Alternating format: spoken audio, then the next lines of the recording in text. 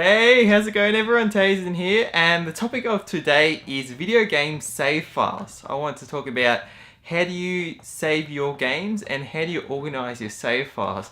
This is something that I thought would be really cool to talk about because the way you save video games has changed drastically, I'd say, today compared to how it was in the beginning. So I thought I will take you right back to how I began saving my game files.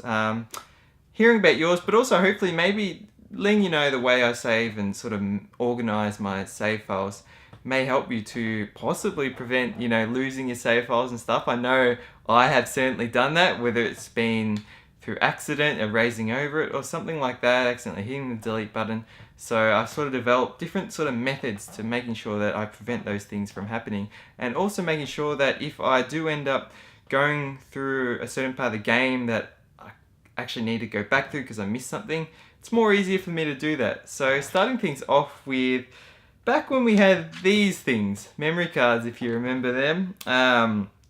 If you don't, then you don't need to worry about these because sometimes these were a nightmare. So starting off with the PlayStation, this was the first console where I had that I could actually save games onto memory cards. Before that, I remember the Nintendo 64 was all flash save onto the actual I wouldn't say ROMs, onto the actual cartridges themselves.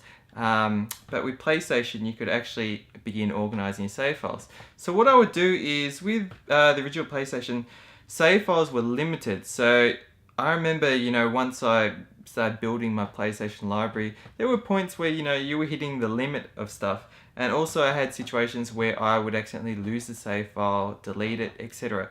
So what I began doing was, whenever I played a game like Final Fantasy, Legend of Dragoon or anything, I'd always have one save file for that game, and that was space reasons. But what I would do is I would have a second one in slot 2, and I would always duplicate that file. That would either be I go into save file 1, hit the save, then immediately go into slot 2, hit the save. So basically, if anything ever happened, I would have a backup. And this is great, and I've even actually got a third one. I always had one first party and one third party memory card. Avoid the third parties, but as a backup I would just put stuff on this. This actually, it's a Futuretronics one. Still works today, surprisingly, but still, I don't know if I'd risk it. So yeah, that's how I would do it. And if I weren't to back it up on the game, like would only let me take one save, then obviously through the PlayStation menu, I would go and basically make this a replicate of this one. I know before that I would used to do 2 save files of a game on the single save, so I'd have like save file 1 and save file 2, but I began quickly running out of space, so I couldn't do that. Then we go on to the PlayStation 2, and I did the same thing. The Nintendo GameCube, I did the same thing. But then things changed when we got to the PlayStation 3. All the saves were actually on the hard drive themselves. And I thought, this is great because I don't have that whole issue of worrying about, do I have space, this and that. So the way I began saving games was completely different. One, I guess, disadvantage of having limited save space is that, for example, Final Fantasy games, there were points of no return, I'd say, quite often, and it may just be an item. You get past a certain area and all of a sudden you can't go back to it, you can't get an item. So what I wanted to always do was I always wanted to have, like, when I save the game, I'd save in save file 1, and then when I progressed past a cutscene or something, I would then save it again, but in save file 2. And then I would go back to save file 1 and save file 2. So they were always at 2 different points in time, but I couldn't do it with these. I didn't have the luxury.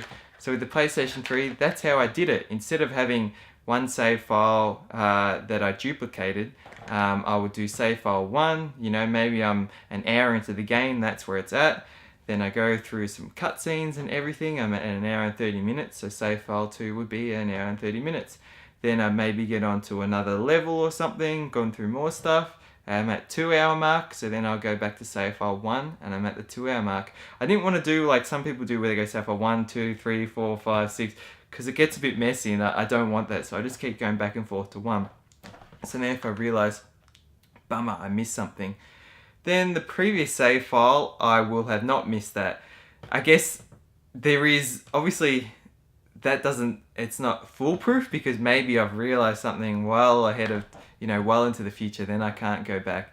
But still, I like to at least have a little bit of buffer of, you know, so that I can go back if I immediately realize, oh, I missed this. Then I can go to the save file beforehand. And also, I'm not going back like hours prior and having to redo things. It may just be 20 minutes prior. And then organizing these save files so that I don't lose them on the hard drive if anything were to happen. I have a PlayStation Plus subscription account, and the main reason I have it is not for online gaming or anything. It is for backing my save files up to the cloud. I also make sure I get my PlayStation Plus subscription. I get the yearly one, and I get it at Christmas time where there's actually a discount on it. So I got like a 20% discount on the whole yearly subscription. So it works out really cheap for me doing it that way. And then again, you do have the other perks of PlayStation Plus subscription, but I thought that's awesome to do that. As well as that, I also like to, every now and then, maybe once a month or so, put in a USB flash drive, save all my save files on the PlayStation 3 and 4 for that matter, put them on the hard drive, and then I go put them on my computer. So I do have something there if something ever happens to, you know, the cloud and the PlayStation network and, you know, to my hard drive, for example. I really like to be certain, because for me, they are my trophies to a video game. It is my save files. That is all my time and hard work, as well as my memories of playing those games. But those save files are really what I care about the most, next to the actual physically owning the game. And then things like the Wii. So I got a Wii U. I didn't have a Wii, but a Wii U is obviously a Wii included. I would have now I had that luxury of having space, so I could do the whole save file 1, save file 2, you know, going sequentially back and forth. But you can also back up those save files onto an SD card. So I would back up onto the SD card and do it like that. So that's basically how I manage and organize my save files. Again, this is something that maybe people don't think that much about. Maybe some people do think a lot about. I know, I think it was Cynical from the Gamers Joint. Yeah, recently he accidentally, I don't know, if I remember him seeing on Dream Drop Distance HD, he just had one save file of Dream Drop Distance, and then he was playing the game again. I think he was doing a critical mode or something, and he accidentally just saved over his 38-hour save file with a 1.5 hour or so new save file. And I thought, oh, I could feel his pain so much. And I remember things like, I've mentioned this before with the cartridges on the N64, that even Pokemon games and stuff, rarely, a couple of times I'd put it in and the save file was gone, I lost it. My sort of cartridges had rusted a bit, the chip at least that connects into the system, because I used to blow on it a lot. And it was just so painful. So I guess I've always made sure my whole life to make sure that I don't ever encounter that, because some of these games I put a lot of time into, you know, and it can just be a matter of seconds and it's all gone. So yeah, let me know your thoughts down below. How do you save your games? How do you manage them, organize them? Are there other things that you do that I'm not even aware of or have mentioned in this? So yeah, anyways, thank you so much for watching. Thanks for liking and subscribing, and until next video, stay spot on.